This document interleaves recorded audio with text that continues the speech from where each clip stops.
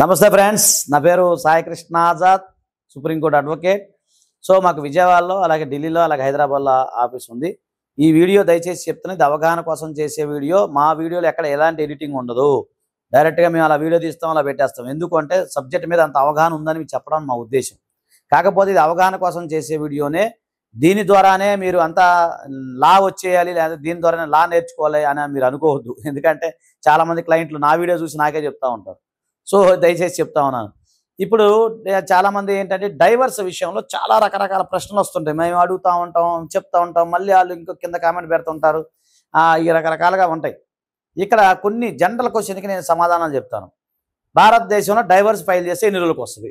ప్రతి ఒక్క క్లయింట్ మా దగ్గరికి రాగానే మొట్టమొదటిసారిగా అడిగే ప్రశ్న ఏంటి? సార్, డైవర్స్ ఫైల్ చేసేస్తే వెంటనే వస్తుందా? లేదు లేదు లేదు లేదు.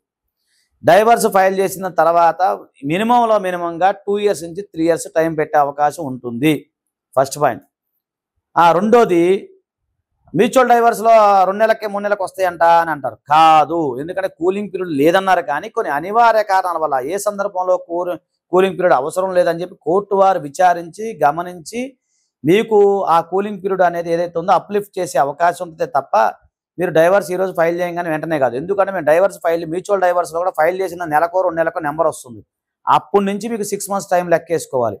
అంతే తప్ప మీరు మాకు ఇచ్చిన డేట్ దగ్గర నుంచో, మన కోర్టులో కేసు ఫైల్ చేసిన దగ్గర నుంచో కాదు. మీరు మ్యూచువల్ డైవర్స్ పిటిషన్ ఫైల్ చేయగానే ముందు మీకు ఎస్ఆర్ నెంబర్ వస్తుంది.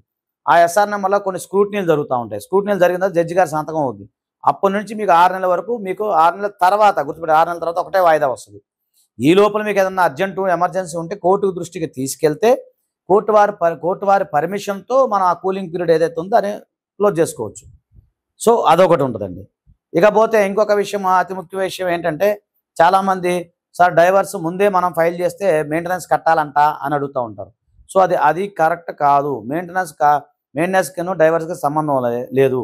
మీరు ముందు ఫైల్ చేసినా, లేదా తర్వాత ఫైల్ చేసినా, లేదా మీ తరపున మీ భార్య ముందే ఫైల్ చేసినా మెయింటెనెన్స్ విషయానికి దీనికి ఎలాంటి సంబంధం లేదు.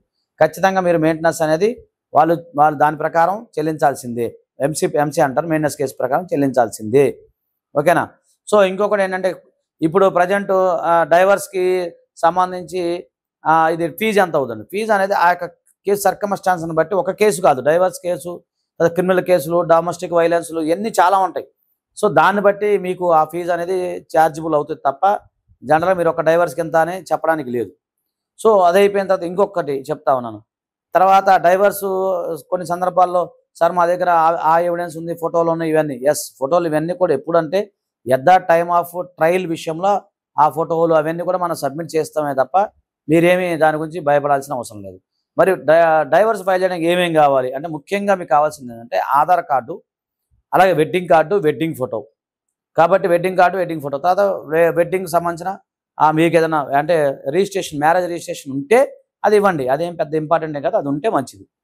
ఓకేనా ఫ్రెండ్స్? దయచేసి మీ యొక్క సమాధానాలు చెప్పాను కూడా మీ సందేహాలకి. మీకు కేవలం అపాయింట్మెంట్ కావాలంటే మా నెంబర్ 999480903555 నెంబర్, కేవలం అపాయింట్మెంట్ కోసం ఫోన్ చేయండి. Thank you. నమస్తే.